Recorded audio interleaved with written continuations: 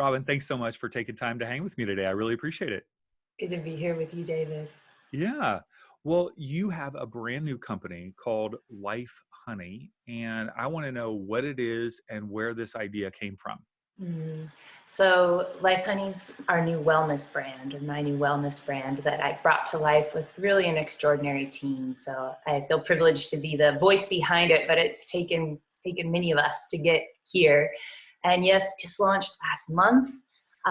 The inspiration behind it is that I saw all these people who were spending lots of money on gifts, and they essentially were the same old gifts. They weren't creating connection with the people that they were gifting their gifts to. There wasn't a sense of, I really see you, I really know you, here's something to honor our connection, here's something to honor your life and my connection to your life.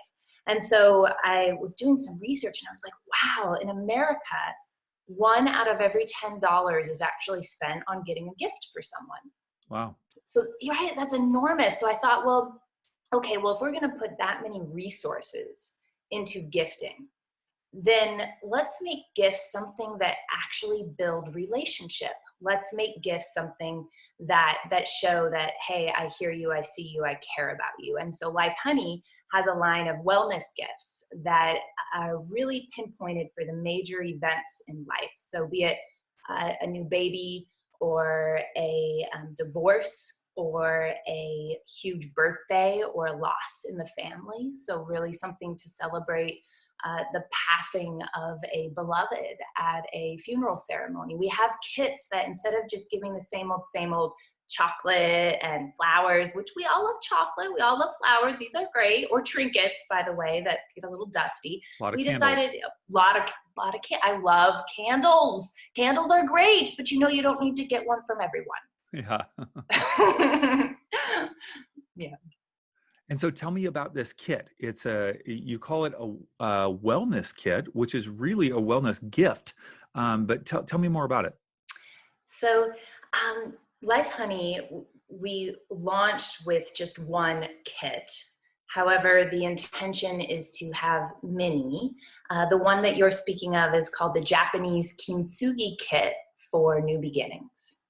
And so, of course, it brings to mind, well, what is kintsugi, Robin? So kintsugi, do you know? I'm just curious. Oh, I do. Yeah. Well, of course, because I've researched your company and what you do, but I also, I was aware of it beforehand, but I did not know that they came in kits. That was new to me.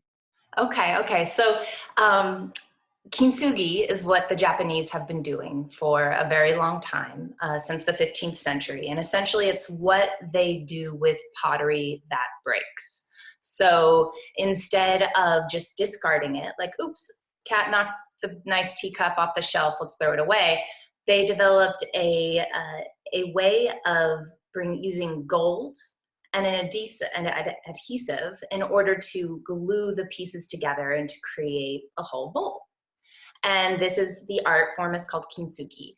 And so what we have at Life Honey is a Japanese kintsugi kit to celebrate all kinds of new beginnings, such as we spoke about a moment ago, the big new events. You become a parent for the first time. Well, okay, you go to someone's baby shower. Well, here, let me gift you a Japanese kintsugi kit that, yes, you won't know about most likely at first. What is this you're thing? David. This is yeah. a bowl? What is this? Right. Here's the pack. This comes on the top of our kit. You got a kintsugi kit. And then it says, here's how it works. That's good. People need to know that. Yeah. And so you've got your steps of what you do. And with our kintsugi kit, the very first step you do is you actually go online and you have a choice of 5 different courses of how you would use your kit, right? Because you're actually led to break a bowl in our kit, to glue it together with gold, and then to create a life keepsake that's alive by the intention that you put into it, right? These keepsakes, ultimately, I mean, if you think about it, what were the Japanese doing there? Yes, they were preserving a physical item. That's all fine and good. But there's a deeper metaphor here, and that's what really got my attention, and most likely got yours if you heard about it before you went and researched me, which is, what do we do with brokenness? you know what, the metaphor of our own brokenness. And I know that you've been a pastor before. This is something that I'm sure your line of work has been focused towards, which is, how do we deal with brokenness? Mm-hmm. Brokenness of the mind, brokenness of the heart, brokenness of life, when it feels like life is broken. And the fact of the matter is, we know one and only one thing in life, or so says Buddha and Heraclitus, the Greek philosopher, and so says LifeHoney and myself, which is that the only constant in life is change. Mm-hmm. Is that true from your experience? Is the only constant in life, the only thing that you can depend on, change? Mm-hmm. And oftentimes that change includes some brokenness, probably. Well, that's just it. In order to change, we got to break what was. So if change is always happening, the seasons are changing, our skin is changing, our relationships are changing. If everything is in flux, then we're going to be really messed up and hurting if we don't learn how to be in good relationship with the breaks that are necessary for the natural flow of life to change and move through us. Mm-hmm. So So in these, some ways, the please, kit is yeah, celebrating the brokenness. Brokenness has obviously such it's a heavy term. It can feel negative in a lot of ways, but I love what you're saying. It's like, how do you somehow incorporate the brokenness back into, it's like the bowl has been deconstructed, and now how do you reconstruct it in some way? exactly. I love how you also said brokenness has a sort of, we look at brokenness and we go, that's a negative thing. Is it? No, I think it's just a necessary thing. And I think that's what I hope to bring to people's lives more fluently through something beautiful like here's our kit. I'm just holding up for the viewers here. Mm-hmm. Our beautiful, so it's this beautiful, almost looks like a chocolate box, Yeah, right? very luxurious. Right. Yes, thank you. Mm-hmm. So again, awesome team, not just myself, who makes this. And And obviously, as you're listening and you want to see the kit, you can go to their website, which is lifehoney.com.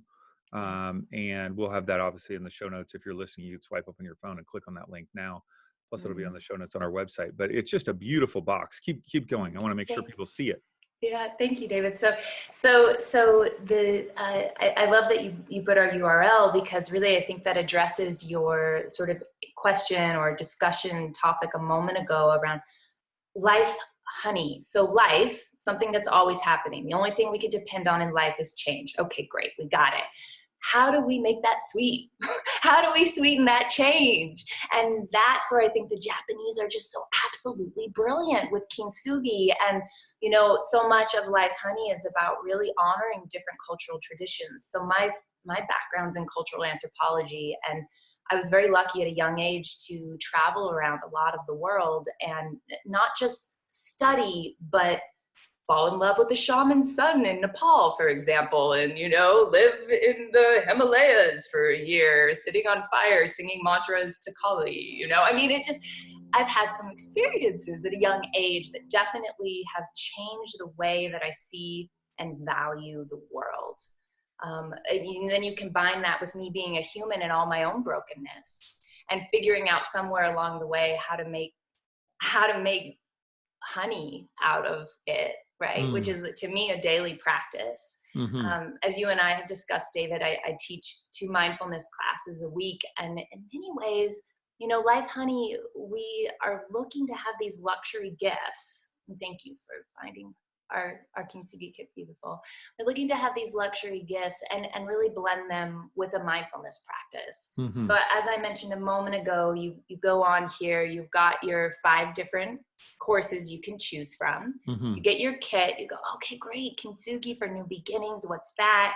You open up your kit, there's a user guide in here, and you flip through the thing and it shows you how to actually make, let me show your viewers here, make one of these. Mm-hmm. Yes. So the Kintsugi bowl bowl. basically has the gold that's holding it together in the broken places. Yeah. And what's Got it. beautiful is even the gold looks like honey. That's just a beautiful metaphor. Yeah. So it's powerful. So take me through what I find is interesting is you obviously send them the bowl intact and they Yes. have to break it, Yes. which is fascinating. You provide a bag that they just drop or beat over maybe if it's a Yes. divorce, you've got a giant hammer that you include or something. But so with each one of these, we don't have to go through all 5, but let's just say birth. I don't usually think of birth, the introduction of a new child, as a season of brokenness. So how would that, take me through that? How would I envision that? So I see that as more it's for the parent. And let's say you're a new parent specifically, you've got a big change coming your way. And I know you're a family man, David. So pre-David as a father and David before father. And we could say the same thing for when you got married, probably, right? You as a bachelor, whatever that looked like, and you as a married man. Well, kids are the most selfish things on the planet. And I have found that when we had our first child, Waverly, her main goal in life was to point out my selfishness. Because, because kids are just so needy that any amount of selfishness as a parent gets highlighted real quickly. Yeah. So, right. So an opportunity that may be part of what you would bring into your ceremony. So you're doing the kit for you as a new parent, if that's what we're talking about. Of the 5 courses, I would choose the growth kintsugi course for reinventing yourself. So it's about reinventing yourself. And in that regard, when you're actually breaking the bowl, and here's an example, here's the bag that it would come with a little hexagon. You get, as David was saying a moment ago, your intact LIFEHONEY bowl. These are all handmade with various different coating on them. Beautiful. And thank you. And you then would be instructed in the course, yes, to break it with a ceremony intentionality of what are you letting go of? What are you releasing? Because what I found also in my travels around the world is that many cultures today, and especially indigenous cultures around the world, have had rites of passage. Moments that celebrated before you were a parent and when you became a parent. Now we have baby showers, we have bachelorette parties, and we have these things. These are powerful things. But I wanted to create like a rite of passage in a box that you could do in the privacy of your home. You could go as deep as you want. We offer mindfulness meditations with them so that you can maybe be a little more prepared that, yeah, you know what, a kid might point out my selfishness. Am I ready for that? Am I ready to not sleep? And also the beauty of it, am I ready to have a little extension of myself and my legacy walking around? And so there's the sweetness in all of it. It's just a matter of maybe sometimes we need a little help along the way. Right. What an amazing concept. Now, how is this different from other kintsugi kits that are on the market? Because I didn't even realize they were kits. I went on, they're on Amazon, they're on eBay, they're on, what do you call it? Etsy, yes, they're on Etsy. So how is your kit different? Yeah, so it's interesting that you saw a lot. They're just really coming to the market now, the US market. When I actually started this project, I had to order from Europe. And it was, I got a little cardboard box with a bunch of little products thrown into it.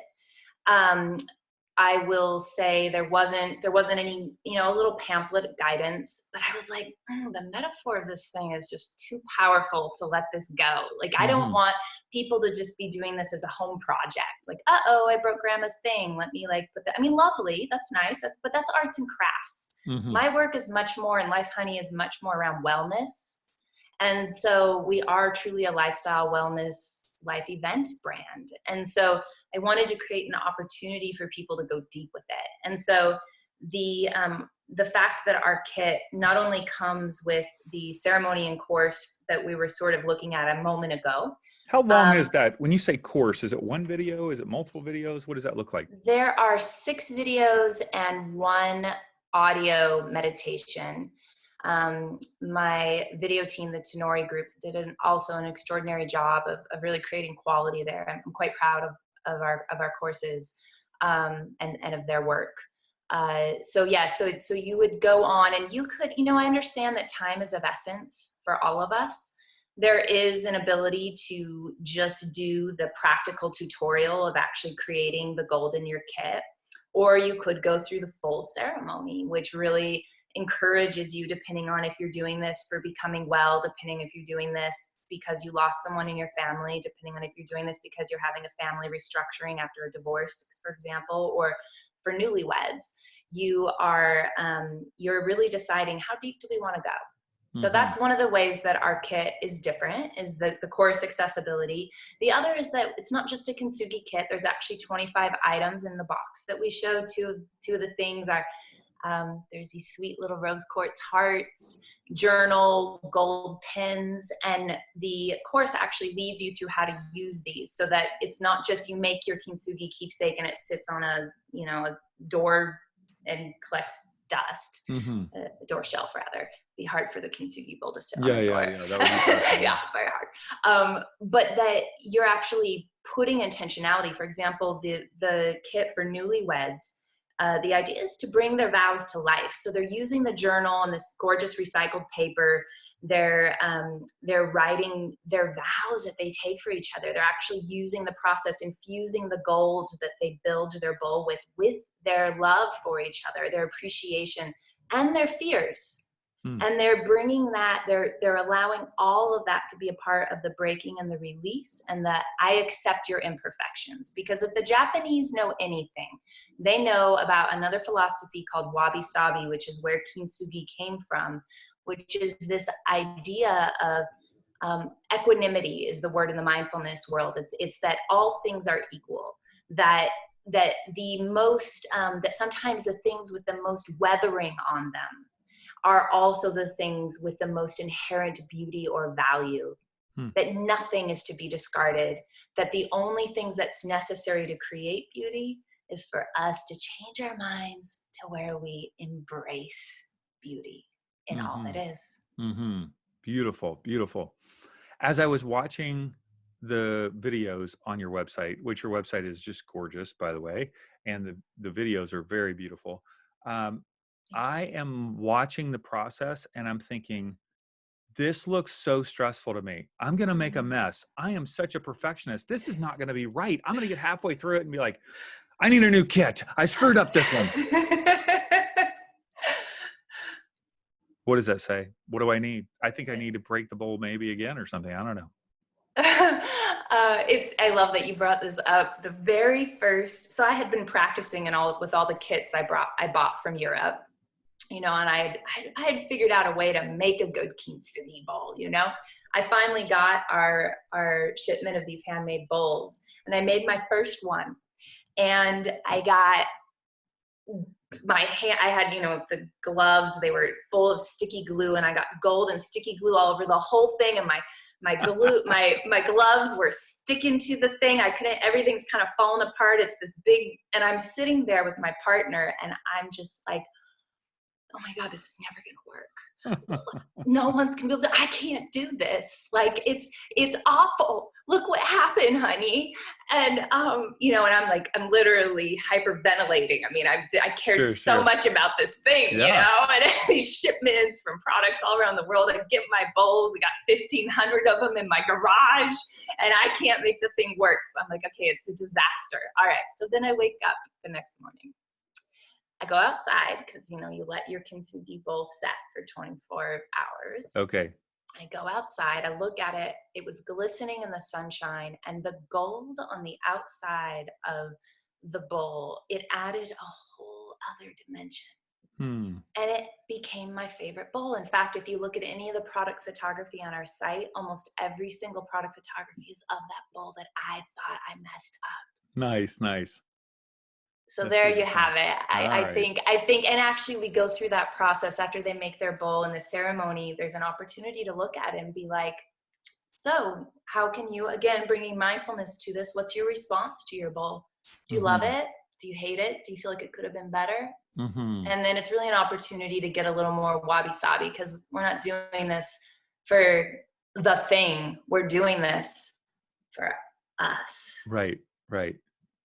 Wow. Super powerful. Um, so um, you referred to that we all have brokenness, and obviously you can share to whatever degree you want, but to have a vision for something as rich and meaningful and passionate as you have created, there has to be some sense of brokenness that flows out of you that has a desire to create this. You know what I mean? Like you had to have experienced that in your own life in order to want to give it away to others. Like what has motivated you in this whole endeavor? Hmm. Thank you. Ah, I mean, my very organic response in this moment is that I have felt that it's actually in my moments of my deepest brokenness, my deepest pain, that I have felt most in touch with both with myself with a capital S, with the larger part of me, with the universe, with life. I'm thinking about the moments of extraordinary grief that that I actually find to be just as satisfying in a certain way as I do extraordinary joy.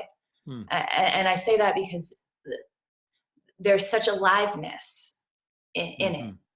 and it feels so honest to me. Maybe that's what I love about grief. Not that I would wish it on anyone or myself. I know Mm-hmm. it's pain. It has pain as a signature. There is some pain Mm-hmm. there.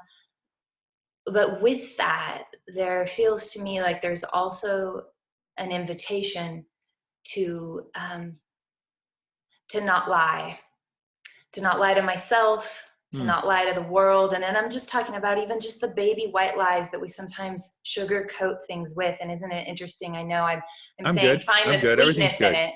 Yeah. Yeah, exactly. Find the sweetness in my life, honey, sugarcoat.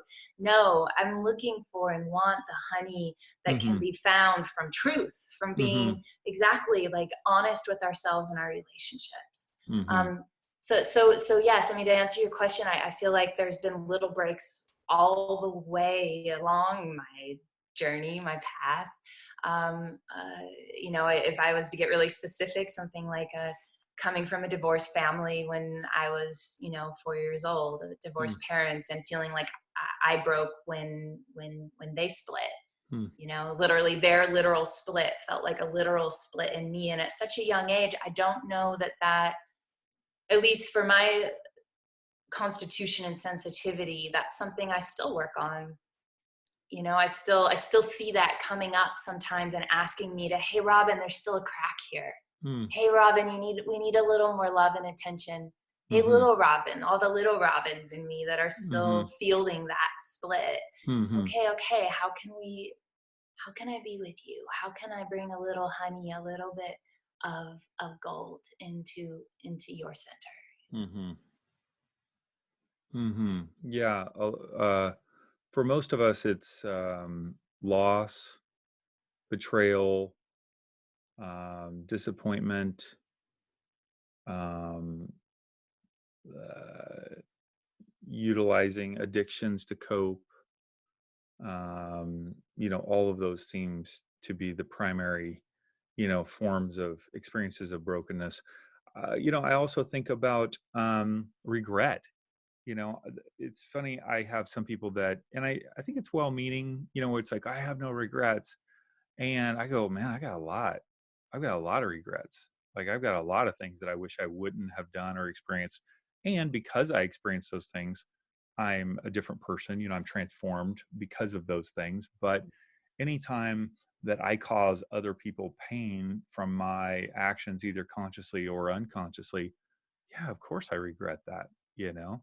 And that becomes a place of brokenness that I look back on that is a reminder of, okay, how can I choose to cultivate different skills in my life to not, hurt in that, or break others or hurt others in that way? Or, how can I process my own internal world so I don't respond in ways that not only cause brokenness in others, but brokenness in me? And so, I think the beauty of those breaks, that brokenness of looking back, whether you call it regret, betrayal, loss, all of those things, is that they're a marker in time, right? That I go, okay, that was part of my life. If I'm honest with it, I can see the places where I made decisions that I wish I wouldn't have, or people made decisions toward me that I wish I wouldn't have experienced. And they're all growth opportunities. They're all growth opportunities. And I will say too that the honey for me is a deepened compassion for others, when they experience those things, or people who, like 11 years ago, I had a total burnout. I checked myself into the hospital for 3 days, and I was pretty, I was in a bad place, and that is a broken place in my life. Well, I have deep compassion for anybody who is having mental challenges, whether short term or long term. And there's honey there, right? The honey is in my growth from that experience, and the honey of the compassion toward others. So, there's so much to learn from those moments. Otherwise, the other option is stuff it, have resentment, anger, coping skill, all the coping ways that we cope. That's the other option other than the honey. Exactly. I mean, you so beautifully articulated the greatest gift of any of our breaks. And it's the gift of, yes, personal growth. And part of that personal growth is compassion and empathy for others. And when we have that, that we change the world. Mm-hmm. Yeah. So when people order the kit, they also receive, I know, a copy of your book that's entitled The Charisma Code, Communicating in a Language Beyond Words. Share with us just for a minute the heart of the book. Why did you write that book, and what was your desire behind it? The heart of the book is the fact that value can be found in all things. It's taken me, that was a couple years ago that I launched the book, and it's actually taken me until about right now to really feel into what the heart of it was, because so much of it was a young woman of my coming to that book was having a very unique journey in life, and knowing that there was something that wanted to be offered to the world through that experience. But I didn't know. I put out, the process of writing the book was so unorganized, David. I literally, everybody said, oh yeah, Robin, I have a table of contents, do the thing, fill it in, you'll get it done. I'm like, I spent years writing that thing. And it was just like dark nights of the soul, it was like wrenching every bit of my soul to try to get some juice out of that thing and figure out how to then market that critter. And it got picked up for the political elections of the presidential debates, our last presidential debate cycle. And I would go on shows and talk about the nonverbal communication, the charisma of the presidential candidates, which was a fascinating thing coming from somebody who had no political background. Yeah. But what I did have was a people background. And I understood that there is this language that is either congruent or it's not congruent. And we can learn a lot about honesty or lack thereof by the way that somebody uses their nonverbal communication. And this isn't just body language. This is also the energy that we put out. And a lot of that we're all very aware of. We just don't necessarily know how to articulate our awareness of it. Right. And so the charisma code was really coming in and saying, okay, so people, you guys think we're all really different around the world, the Russians, the French, the Americans, you think we're all really different. And we get in wars and fights and all kinds of weird scandals because we think we're so different. But if we really brought it down to basics, we're just these heart-beating, vulnerable flesh animals who happen to think and plan and ask the question, what if, enough to where we can create the kind of technology that allows us to not think about our survival most of the time. Right. but like, we're all in this together, peeps. We're all in this together. So the cover of the Charisma Code, I'll show it here. It is on the LifeHoney website as well, if viewers want to see it there. But the actual cover is it's all the faces of Mm-hmm. people around the world coming together. And there's a woman on the front. There's a man in the back. All the faces. And so I launched this at the United Nations under the precipice that it was a language beyond words that we could speak to see the value in one another, to find peace together, to communicate even with conflict. And so, so the Charisma Code, in many ways, for me, David, connects so much now. Although I didn't realize it, I had to take a huge break from that work of going on political news shows, and also take care of my health. I too had a bit of a health crisis around that time. And then I sort of, after creating LifeHoney and Kintsugi, and we're just at the beginning of that journey, but I started to realize, oh, what I was interested with the Charisma Code is value, the value in all things. And actually, with this book on my website, it comes with this coin that we call the Charisma coin. And you can see I don't know if you can see or not, but there's 3 quadrants on the coin. And it's literally the 3 parts of the Charisma Code. And the first is to know your value for confidence development. The second is to show your value for magnetism development. And the third is to see others' value for connection. Mm-hmm. And so we call charisma the currency of connection. And we're literally, you learn the value of yourself, the value of other, and then you spend it. You spend a little charisma wherever you go. And you can be with people who speak your language or don't, people who are Democrats if you're Republican, or vice versa. And you can still actually get along. Yeah, just because there's something deeper in us. We're looking for value. But this is a practice, just like mindfulness is a practice. And I do believe that it very much connects to kintsugi, just because it's a practice of embracing the broken. Mm-hmm. I went on your website and took the quiz of the 5 different, charisma types. And so maybe, would you mind going through those just real briefly? What are the 5 types, and how does knowing my type help me? Yeah. So these are the 5 types. They're all nicely colored there. So the red is for Martin Luther King, and that is people who are red charisma types. They give the gift of courage. So charisma is a Greek word. It means the gift of grace. It's both receiving the gift of grace from life, from spirit, from God, whatever your affiliation is to what grace is for you, but receiving the gift of grace and then giving that gift of grace. Charisma never was meant to be a static thing that you just like either have or you don't have. It's being open to the flow of life. Mm-hmm. And then from that place, being able to be fearless enough to show your value. Mm-hmm. So if you show your value and you happen to be somebody who demonstrates a red charisma type, just in your organic gifts of grace, then you're going to be acting with courage. You'll be empowering, encouraging people. Okay. And we have the Einstein orange type. This is somebody who is very creative, ingenious, who has the gift of sort of, you never know what's going to come out of their mouth. Okay.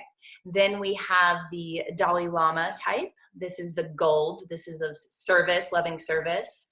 They're also shapeshifters. They kind of can become any of these types very easily. There is the green, which is the Oprah type. And this is about support. This would be connected to the quality of earth. We have the support and empowerment is another word I'd give there. And then the last is the Marilyn Monroe blue type, which is about giving the gift of enchantment. And they really do each have this is water, earth, spirit, air, and fire. So they're elemental in nature. Mm-hmm. And did you take the quiz, David? I did, yes. And I came out very bright red. Yes. Oh, you are a red, courageous MLK type. Oh, that is Amazing. true. Yes. Wow. Yes. So what I would have to say about you is that you are most likely a go-getter. You take action really, really well. I'm able to see from the results of the thousands of people that have taken this quiz over the last few years. Um, red is one of the rarest. Hmm. Red and green are the two rarest. Hmm. So the Oprah and the MLK. Um, and I love, I mean, red just, it really says a lot about the way that you serve the world. Now, what I think what's interesting is you call this the charisma code. And for most of our culture, if we said, oh, that person's charismatic, that would mean that they're like, hey, how's it going? You feel drawn into them. They're probably an extrovert, but you're redefining charisma in a different way, correct? Yes. Yeah, absolutely. It goes back to the its original meaning. That's what I wanted to play Right. with. So those nights of the dark soul was also spent on the internet of trying to really research and get down to the roots of what's the history of this thing, because it's an ancient word, but how has it been so twisted that we think it's somebody who puts on the bright lipstick, the bright coat, and says that something is great and it's really, really great, and look at me and I'm great. Right. It just, that may be a charisma, because right language, it changes. Sure. So there is a truth to that as a word. But what I was interested in is, like, what's great is that no one really has a definition of charisma. So Hmm. they can say that person has charisma, but then everyone's like, you can't teach that, you can't whatever. And I was like, ooh, that's exciting to me. Like, tell me there's some exploration to be done with this word. And so what I'm interested in is the gift of grace that's both Hmm. received and that's given. And that's the original root meaning of the word. Hmm. And everybody has that. Everybody has one of these five, and it's a way of kind of thinking about not boxing in people, but really drawing out the grace gift that they have within them. So yeah, that's beautiful. And which one are you?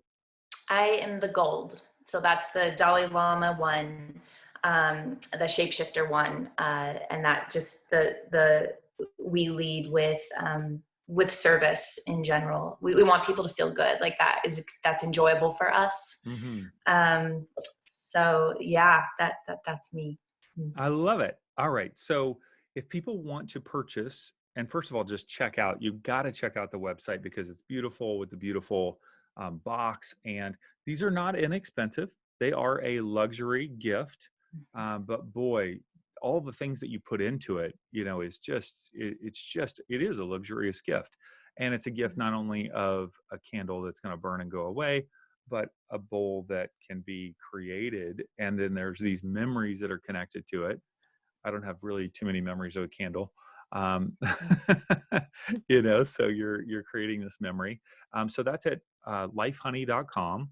And people can also get the book there as well as on Amazon. And we'll put all the links to the website and Amazon and your social media in our show notes, of course. Once again, if you're listening, you can swipe up and find those there or on our website, insporising.com.